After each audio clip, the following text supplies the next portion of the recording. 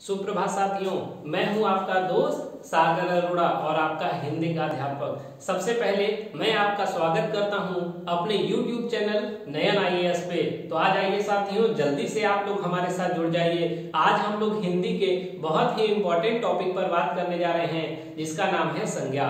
हमारे पुराने वीडियो में हमने आपको बताया था संज्ञा क्या होती है, संज्ञा कितने प्रकार की होती है और संज्ञा को पहचानने का तरीका क्या होता है। आइए मैं आप लोगों को एक बार और बता देता हूं और फिर जल्दी से चलता हूं आज के अपने टॉपिक पर। तो हमने आपको बताया था संज्ञा के प्रकार, जिसमें हम लोगों ने 5 प्रकार पढ़ लिए थे। 5 प्रकार होते हैं, जिसमें हम लोगों ने 4 प्रकार पढ़े थे। हम लोगों ने पढ़ लिया था व्यक्तिवाचक संज्ञा, ये हम लोगों ने पढ़ लिया था। उसके बाद हम लोगों ने पढ़ा क्या था, भाववाचक संज्ञा। भाववाचक हम लोगों ने नहीं पढ़ा था, जातिवाचक पढ़ा था, जातिवाचक संज्ञा, इसे हम लोगों ने पढ़ लिया था। तीसरा हम लोगों ने पढ़ा था द्रव्यवाचक संज्ञा और चौथा हम लोगों ने पढ़ा था समूहवाचक संज्ञा।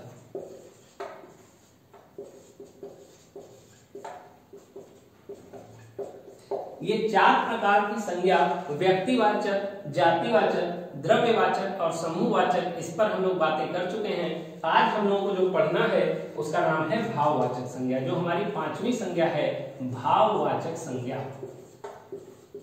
भाववाचक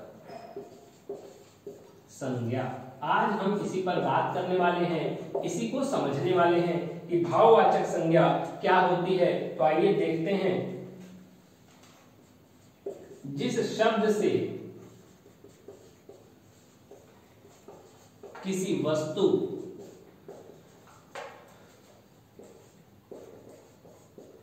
या व्यक्ति, ध्यान से समझिएगा, बहुत ही आसान है, आपको तुरंत समझ में आ जाएगा। जिस शब्द से किसी वस्तु या व्यक्ति के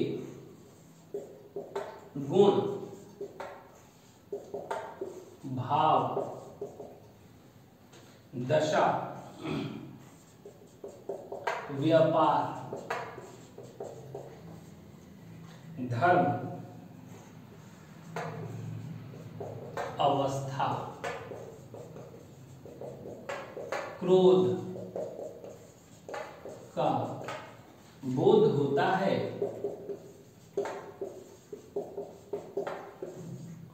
वहां पर भाववाचक संज्ञा होती है। देखिए,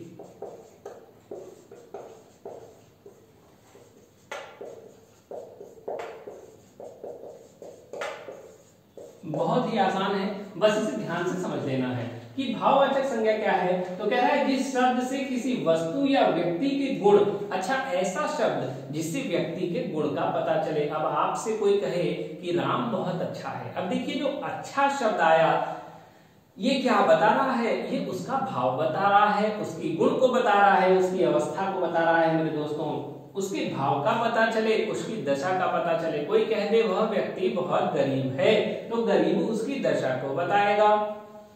फिर कोई कह दे कि वह हिंदू धर्म का उपासक है या किसी अन्य धर्म का उपासक है, तो यहाँ तो मान लीजिए धर्म का नाम आ गया, तो इसे व्यक्तिवाचक में तो रख नहीं सकते क्योंकि यह व्यक्ति नहीं है, इसे भाववाचक में रखना पड़ेगा। उसकी अवस्था का पता चले, वह बहुत दीन है, बहुत दुखी है, बहुत दयालु है। तो ये सारी चीजें जहां पर हम भावनाओं की बात करते हैं, वह सारे शब्द भाववाचक संज्ञा में आपको नजर आ जाते हैं। जहां पर भी किसी भावना की बात आएगी, फीलिंग की बात आएगी, वह सारे शब्द कहां आपको देखने को मिलेंगे मेरे दोस्तों? तो आप बता सकते हैं कि वह सारे शब्द आपको देखने को मिलेंगे भाववाचक संज्ञा में। आइए इसके उदाहरण की बात कर लेते हैं। उदाहरण, अब देखिए भाववाचक संज्ञा का उदाहरण क्या होगा। लड़ाई, उसके बाद आते हैं लड़कपन, उसके बाद आते हैं बुढ़ापा। क्या आते हैं मेरे दोस्तों? बुढ़ापा, मिठास। देखिए यह सब एग्जाम्पल है भाववाचक संज्ञा का।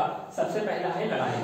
अब देखिए दो व्यक्तियों के बीच लड़ाई तो होती है, लेकिन वह लड़ाई किसी भावना के कारण, किसी भाव के कारण होती है। वह लड़ाई किसके कारण होती है मेरे दोस्तों? किसी भावना के कारण होती है और किसी भाव के कारण होती है। तो चलते हैं आगे, देखते हैं लड़कपन। आप लोग बचपन में मस्ती करते होंगे, तो आपके घर वाले कहते होंगे कि अभी ये लड़कपन में है, मतलब मस्ती कर रहा है, छोटा बच्चा है, तो इसलिए लड़कपन भी कहाँ आता है? हमारा भाववाचक संज्ञा में आता है। उसके बाद बात करते हैं बुढ़ापा। हमने आपको बताया जब भी हम अवस्था की बात करें, किसकी बात करें मेरे दोस्तों? अवस्था की, तो वहां पर भी क्या होगा? भाववाचक संज्ञा होगी। जिस प्रकार बुढ़ापा में आप देख सकते हैं, तो बुढ़ापा भी क्या है? भाववाचक संज्ञा। उसके बाद मिठास। आप जब कोई मीठी वस्तु खाते हैं, कोई मिठाई खाते हैं, तो आपको क्या पता चलता है कि इसका स्वाद कैसा है? मीठा है। और जो स्वाद होता है मेरे दोस्तों, वो स्वाद किस में आता है? वो भाव में आता है। हम जिस भी चीज को खाते हैं उसका स्वाद चाहे मीठा हो या खट्टा हो, वह सब हमारे भाव पर आधारित होता है। इसलिए मिठास भी क्या होगी? आपकी भाववाचक संज्ञा होगी। तो देखिए हम लोगों ने व्यक्तिवाचक संज्ञा पढ़ी है, हम लोगों ने जातिवाचक संज्ञा पढ़ी है, हम लोगों ने द्रव्यवाचक पढ़ी है, हमने समूहवाचक पढ़ी है और हमने जातिवाचक भी पढ़ ली है। भाववाचक भी पढ़ ली है। आइए बात कर लेते हैं एक बार कि व्यक्तिवाचक संज्ञा क्या होती है, एक बार और समझ लेते हैं। तो जहां पर किसी विशेष व्यक्ति का नाम आ जाए, किसी स्थान का नाम आ जाए, किसी वस्तु का नाम आ जाए, मतलब यहाँ पर नाम का आना जरूरी है। किसका आना जरूरी है मेरे दोस्तों? नाम। जातिवाचक संज्ञा की जब बात करें तो वहां पर जाति का नाम आएगा। किसका नाम आएगा? जाति का। अब जैसे बात करते हैं रोहित, तो रोहित क्या है? तो बता दीजिए, रोहित एक लड़का है। अब लड़का तो कोई भी हो सकता है, तो जो जाति होगी यहाँ पर किसकी बात की जाएगी? पूरी जाति की बात की जाएगी। किसकी बात की जाएगी? जाति की बात की जाएगी। अब बात करते हैं द्रव्यवाचक। मेरे दोस्तों द्रव्यवाचक में क्या होता है? ऐसी चीजें आती हैं जिसे हम नंबर में मेजर नहीं कर सकते, मतलब आप इसे लिख सकते हैं कि इसे संख्या में नहीं बता सकते। इसमें यूनिट की आवश्यकता होती है। किसकी आवश्यकता होती है? यूनिट की आवश्यकता होती है। कोई यूनिट लगाएंगे, कोई इकाई लगाएंगे, उसके बाद ही इसको हम मेजर कर पाएंगे। उसके बाद कहते हैं समूहवाचक संख्या। इसमें समूह होगा। क्या होगा? समूह होगा। क्या होगा मेरे दोस्तों? समूह होगा। मतलब जहां पर लोग एक से ज्यादा रहेंगे वहां पर हम बात किसकी करेंगे? समूहवाचक संज्ञा की बात करेंगे। और अभी हमने पढ़ा है भाववाचक संज्ञा।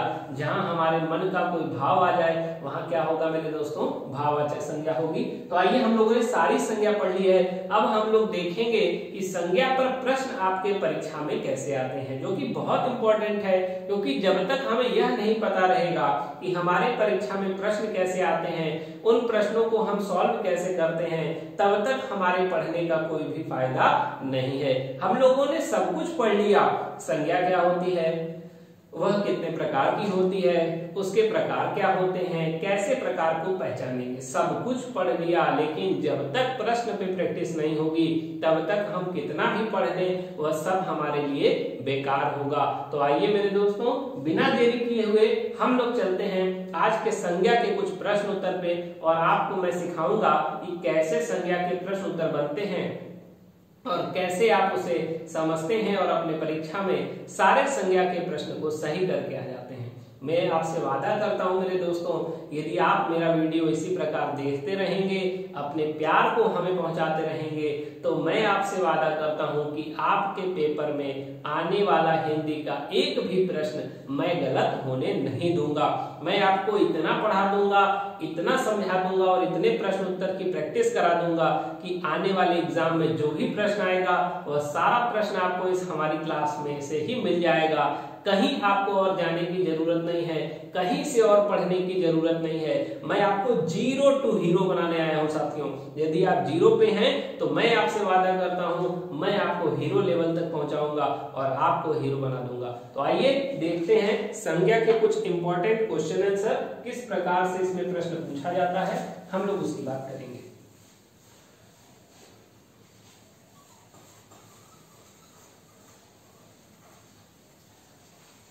आपको पहचानना होगा, क्या पहचानना होगा, तो हम आज वही बात करते हैं। आज का जो हमारा प्रश्न है, इनमें से कौन सा शब्द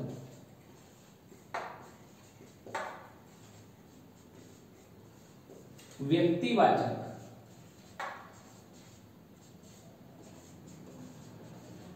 संज्ञा है। आपको बस यही बताना है कि इनमें से कौन सा शब्द व्यक्तिवाचक संज्ञा होगा।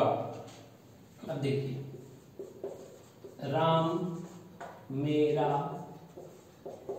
दोस्त है, ये हमारा आज का पहला प्रश्न है। हमारा दूसरा प्रश्न, ध्यान से देखिएगा,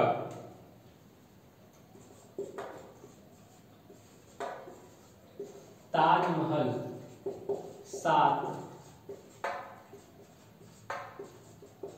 अजूबों में एक है। ध्यान से बस समझना है, और मैं सबका 5-5 प्रश्न आपके सामने लिख रहा हूं और आपको बताना है कि इनमें से कौन सा व्यक्तिवाचक संज्ञा है। मैं जापानी भाषा सीख रहा हूं,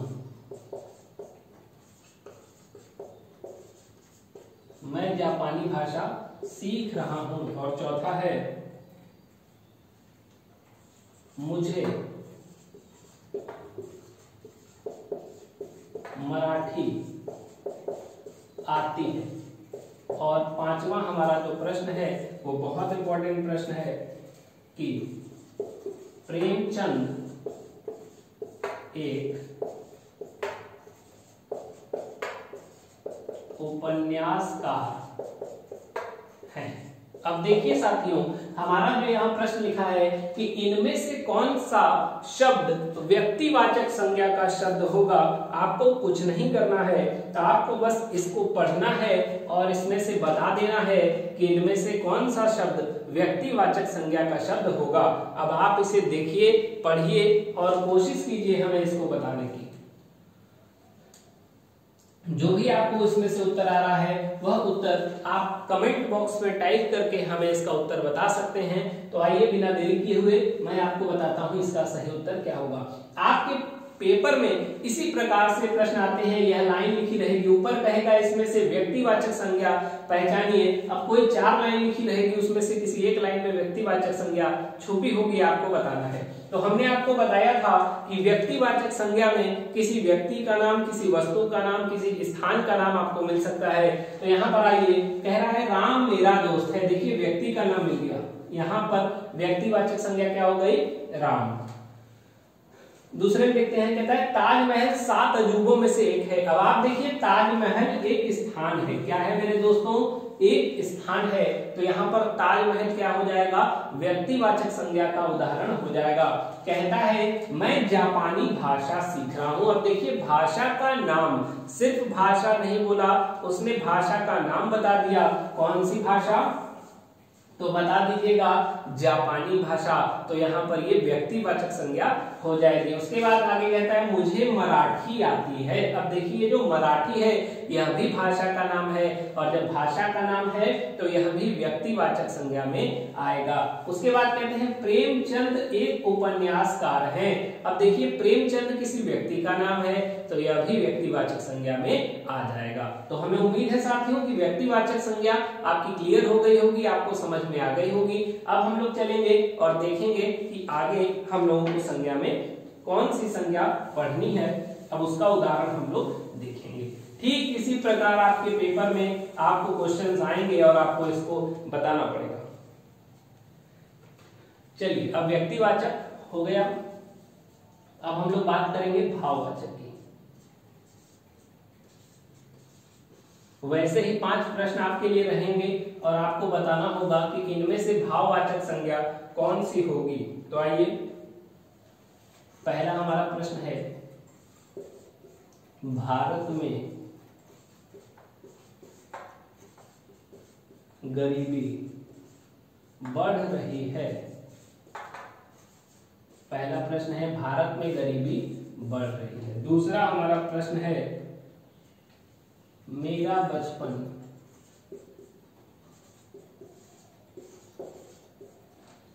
मेरा बचपन खेल कूद में बीता।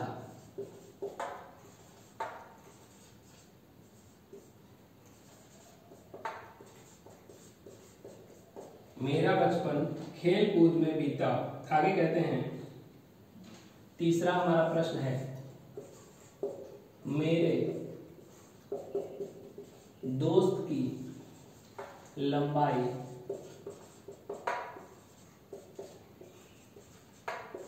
हमसे अधिक है।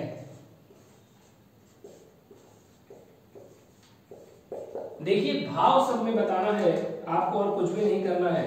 आगे चौथा प्रश्न है, राम और श्याम आपस में अच्छे दोस्त हैं। और हमारा आज का आखिरी प्रश्न है, पांचवा,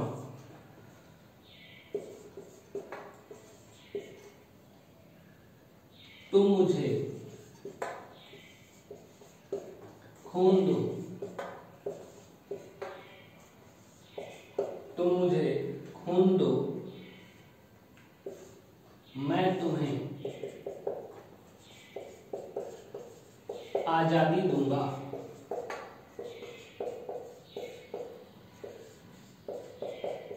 देखिए ये 5 प्रश्न है मेरे दोस्तों। पहला प्रश्न है, भारत में गरीबी बढ़ रही है। दूसरा प्रश्न है, मेरा बचपन खेलकूद में बीता। तीसरा प्रश्न है, मेरे दोस्त की लंबाई हमसे अधिक है। चौथा प्रश्न है, राम और श्याम आपस में अच्छे दोस्त हैं। और पांचवा प्रश्न है, तुम मुझे खून दो, मैं तुम्हें आजादी दूंगा। आपको इसमें बताना है कि यहाँ पर भाववाचक संज्ञा क्या होगी। तो देखिए हमारे पहले प्रश्न में है गरीबी, यह एक प्रकार का भाव है। आगे कहता है मेरा बचपन खेल कूद में बीता, तो खेल कूद भी एक प्रकार का भाव है। फिर कहता है मेरे दोस्त की लंबाई हमसे अधिक है, तो यहाँ पे लंबाई क्या है, एक भाव है। क्या है मेरे दोस्तों, एक भाव है। और आगे की बात करें तो राम और श्याम आपस में अच्छे दोस्त हैं। ये जो दोस्ती होती है मेरे दोस्तों, ये क्या होती है, भाव होती है। और कहता है तुम मुझे खून दो, मैं तुम्हें आजादी दूंगा। इसमें जो आजादी है ये भाववाचक संज्ञा का उदाहरण है। तो इसी प्रकार के प्रश्न आपके पेपर में आते हैं। चलते हैं हम लोग आगे, देखते हैं और कुछ प्रश्नों को।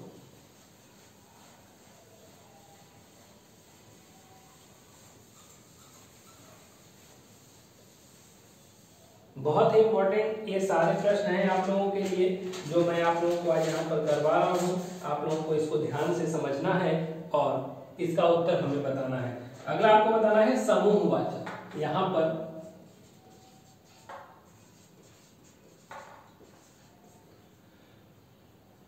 समूहवाचक, अब देखिए समूहवाचक संज्ञा कौन कौन सी होगी, अब ये आपको बताना है। तो पहला प्रश्न है यहाँ पर, मुझे 1 दर्जन केला चाहिए। अब देखिए समूहवाचक संज्ञा आपको यहां बताना है। दूसरा हमारा प्रश्न है, क्रिकेट टीम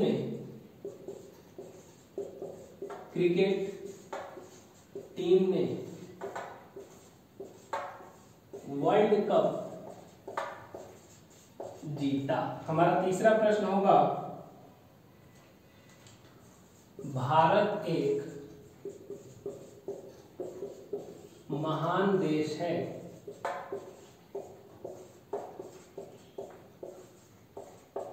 हमारा आज का चौथा प्रश्न होगा,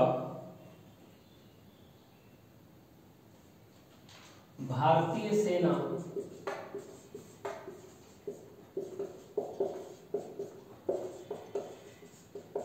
बहुत बड़ी है। देखिए 4 प्रश्न है यहाँ पर और आपको इन्हीं चारों प्रश्नों का उत्तर हमें देना है। यहाँ पर सबसे पहले देखिए मेरे दोस्तों, आपसे पूछा क्या गया है, तो आपसे पूछा गया है समूहवाचक। आपको समूह को ढूंढना है। तो आप देखिए दर्जन, यह जो दर्जन है, दर्जन ये दर्जन आपका क्या है, एक प्रकार का समूह है। दर्जन क्या है आपका, एक प्रकार का समूह। यहाँ देखिए टीम, एक टीम में एक से ज्यादा व्यक्तियों का समूह होता है, तो टीम भी यहाँ पर क्या हो जाएगा, समूहवाचक। यहाँ बात करते हैं तो देश, भारत एक महान देश है। जो देश होता है उसमें ढेर सारे लोग रहते हैं, और यहाँ पर देश क्या हो जाएगा आपका, समूहवाचक संज्ञा हो जाएगी। उसके बाद कहता है भारतीय सेना। अब आप देख सकते हैं कि जो सेना होती है उसमें एक से ज्यादा ऑफिसर्स रहते हैं, तो ये सेना में भी बहुत ढेर सारे लोग होते हैं, यहाँ पर भी एक समूह होता है, तो सेना भी समूहवाचक संज्ञा के उदाहरण में आएगी। चलते हैं साथियों आगे और देखते हैं कुछ और एग्जाम्पल जो समूहवाचक हम लोगों ने पढ़ लिया है। अब हम लोग कुछ और एग्जाम्पल यहाँ पर देखेंगे। समूहवाचक तो हम लोगों का हो चुका है, अब हम लोग पढ़ेंगे द्रव्यवाचक। अब आपको बताना होगा इनमें से कौन सा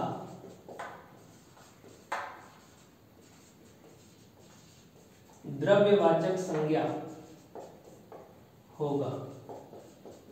आपको बताना है द्रव्यवाचक संज्ञा के बारे में। कुछ एग्जांपल है। पहला है मुझे सोने का हार चाहिए। ये पत्नियां अपने पतियों से डिमांड करती हैं कि मुझे सोने का हार चाहिए। अब आइए आगे कहते हैं दूसरा एग्जांपल, लोहा बहुत कठोर है। लोहा बहुत कठोर है। आगे एग्जांपल देखते हैं तीसरा, इस बार गेहूं की फसल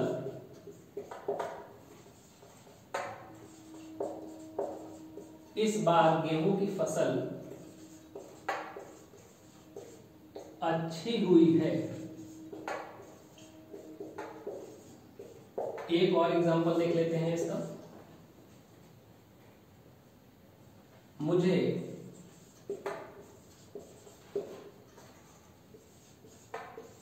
दूध पीना अच्छा नहीं लगता।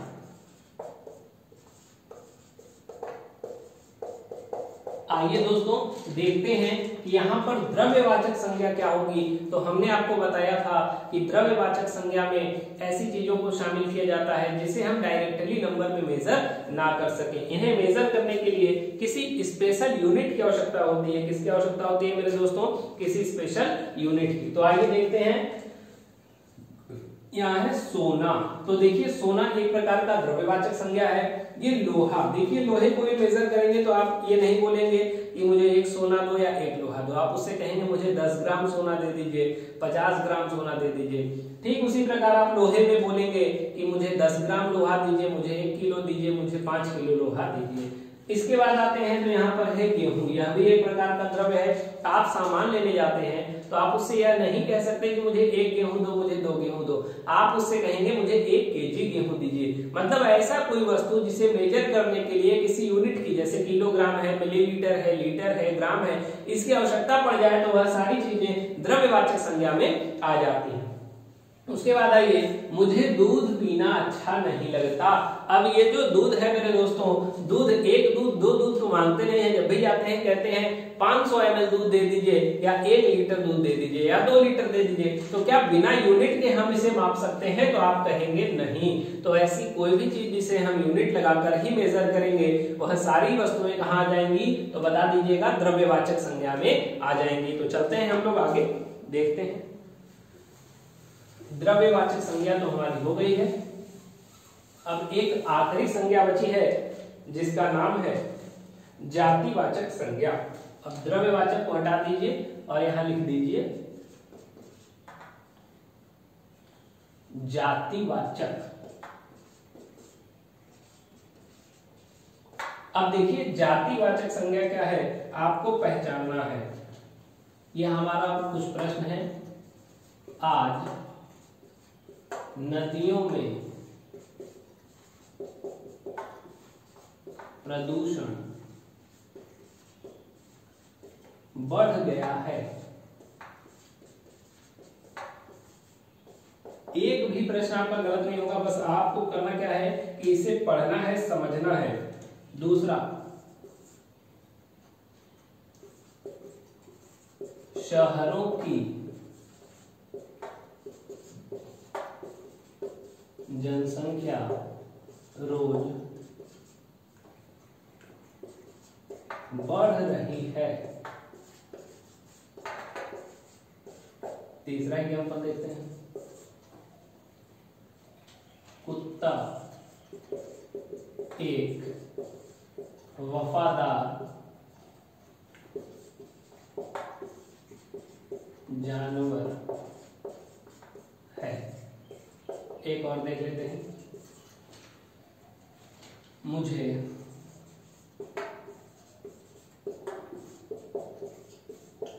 गाड़ी से सफर करना पसंद है। ध्यान से देखिएगा मेरे दोस्तों, यहाँ बात की गई है जाति की, यहाँ पर नाम नहीं आएगा, यहाँ पर क्या आएगा, जाति आएगी। जिस प्रकार यहाँ लिखा है नदियां, क्या लिखा है मेरे दोस्तों, नदियां। अब बताइए यहाँ क्या किसी नदी का नाम दिया है? तो आप कहेंगे नहीं सर, यहाँ तो किसी भी नदी का नाम नहीं दिया है। तो नाम नहीं दिया तो क्या हुआ, नदी तो दिया है। तो मेरे दोस्तों ये नदी है, यह जातिवाचक संज्ञा में आएगा, क्योंकि नदी का कई नदियां हैं, जैसे गंगा है, यमुना है, सरस्वती है, गोदावरी है, गंडक है, कई नदियां हमारे भारत में बहती हैं। तो हम लोग कह सकते हैं कि जो नदी है वो जातिवाचक संज्ञा में आ जाएगी। यदि किसी विशेष नदी का नाम दे देता, कह देता गंगा नदी, तब ये चली जाती व्यक्तिवाचक संज्ञा में। दूसरा है शहरों की जनसंख्या रोज बढ़ रही है। अच्छा आप ये बताइए, क्या शहर का नाम दिया कि बनारस शहर, मुंबई या कोई और शहर, गाजियाबाद, इटावा, लखनऊ, इलाहाबाद, कोई भी नाम दिया? कोई नाम नहीं दिया, सिर्फ कह रहा है शहरों की जनसंख्या बढ़ रही है। तो ये शहर क्या हो जाएंगे मेरे दोस्तों, ये भी जातिवाचक संज्ञा में चला जाएगा। उसके बाद कहता है कुत्ता वफादार होता है, या कुत्ता एक वफादार जानवर है। अच्छा आप बताइए, क्या किसी कुत्ते का नाम दिया? लोग अपने घरों में कुत्तों का अलग अलग नाम रखते हैं, तो यहाँ पर कुत्ते का नाम तो दिया नहीं है। तो जब कुत्ते का नाम नहीं दिया है तो यहाँ पर भी क्या होगा, जातिवाचक संज्ञा होगी। और आगे कहता है मुझे गाड़ी से सफर करना पसंद है, लेकिन फिर वही बात, क्या किसी गाड़ी का नाम दिया है? तो नहीं दिया है। तो मेरे दोस्तों जहां पर नाम नहीं होगा, सिर्फ और सिर्फ वैसे ही बात की जाएगी, तो वो सब जातिवाचक संज्ञा में आएगी। तो दोस्तों संज्ञा के सारी चीजों को हमने कवर किया, कैसे